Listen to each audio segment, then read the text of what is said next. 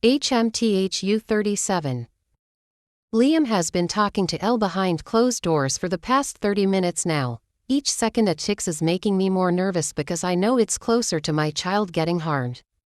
I don't know why the men insisted on doing this behind closed doors, because Sean is both our child and I have as much right to whatever Elle is being told right now.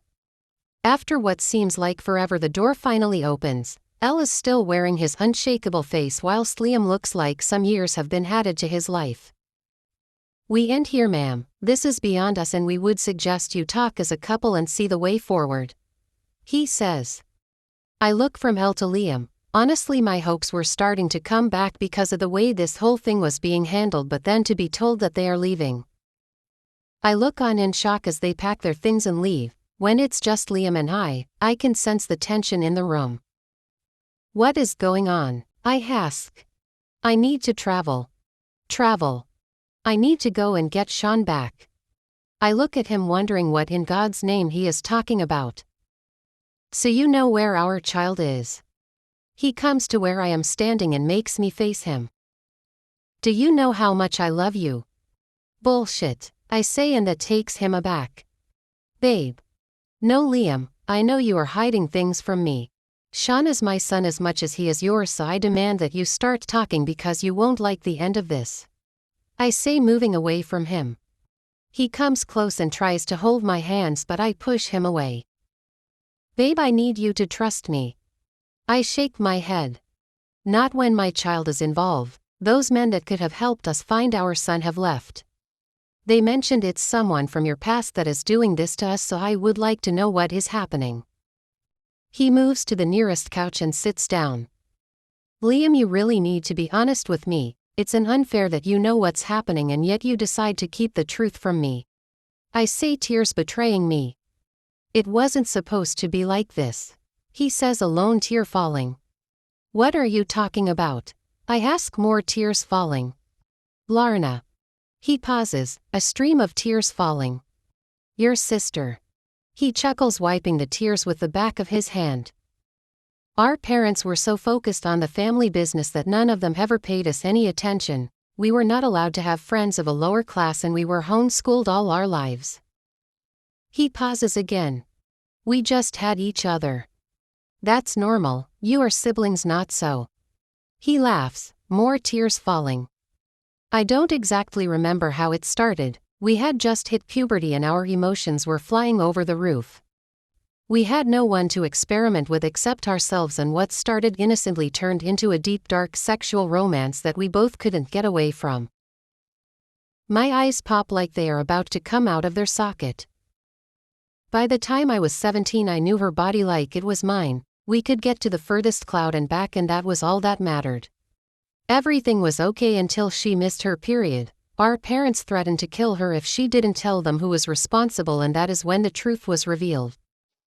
My hand is holding my mouth and suppressing the wails. "They sent me away and made her abort, but something went wrong. They ended up having her womb removed. But before I could go, we made a blood covenant that we would always be together no matter what." Liam. "I went away for school. We met a couple of times years later and tried to rekindle our love, but things were not just the same, so we came to a mutual understanding that we would each try to start a life with other people, but then I couldn't have a child. That would be betraying her and that little bond that we still had." I move backwards, for the first time viewing him in a different light. "Phalistus, I love you." I shake my head, afraid to look at the monster before me. "You were having consensual sex with your blood sister, Liam," I say. "I am sorry." "You are not," I say, shaking my head again, still moving behind until the wall is the only thing holding me in place. "You brought her into our home. She came to lecture me on how I am supposed to act as a wife, Liam." "Babe. Did you sleep with her whilst she was here?" He looks down. "Liam, you slept with your sister whilst married to me," I ask, feeling a sharp pain in my back. "Babe, I love you." I shake my head, my hands holding my tummy as the pains worsen. "Babe, are you okay?" "Liam, don't come near me," I cry as he proceeds towards me. "We need to get you to the hospital," he says.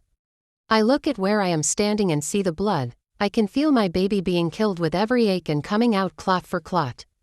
I have known great sadness in my life and I am not sure I can take any more pain. For someone who has always been thrown under the bus, I thought this would be my happy ending.